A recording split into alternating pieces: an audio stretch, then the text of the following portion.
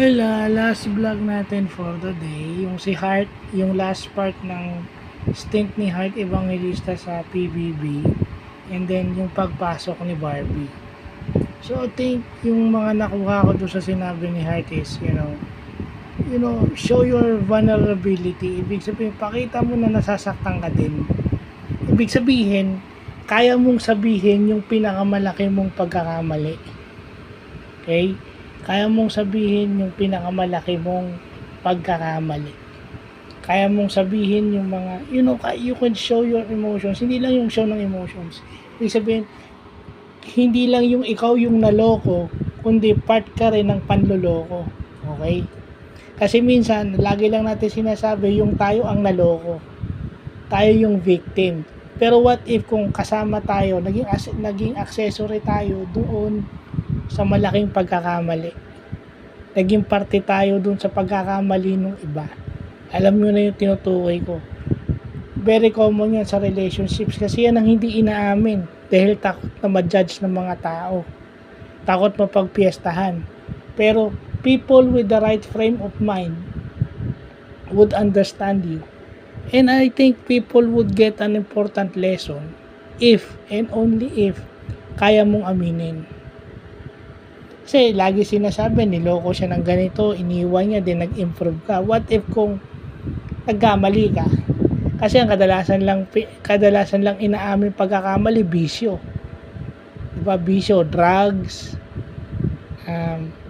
yung alcoholism o yung pagiging lasenggo, yun lang ang inaamin. Pero yung pagiging babaero, yung pagiging sugarol, inaamin. Pero kadalasan yung pagiging babaero, hindi. At masakit doon, yung adultery and yung concubinage and yung illicit relationship, kadalasan yun ang hindi inaamin. Kasi bakit? Sasabihin, tagal lang hiwalay,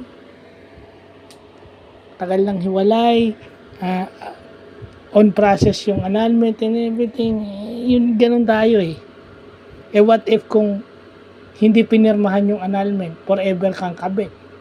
Kasi pag hindi pinirmahan yung annulment, forever kang kabit. Not pag yung divorce law, pumasa na yung divorce law, may divorce sa Pinas, then siguro, oo. Kasi kadalasan, yung law only legitimizes yung mga pagkakamali natin. Morally.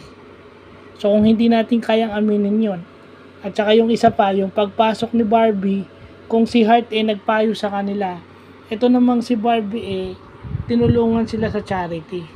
Tsaka pinaalala ni Barbie na kahit magkakalabang kayo, alam nyo pa rin na may malaking purpose kayong gagawin dahil sa mga ginagawa nyo. And pinakita lang ni Barbie kung anong tao siya. Diba?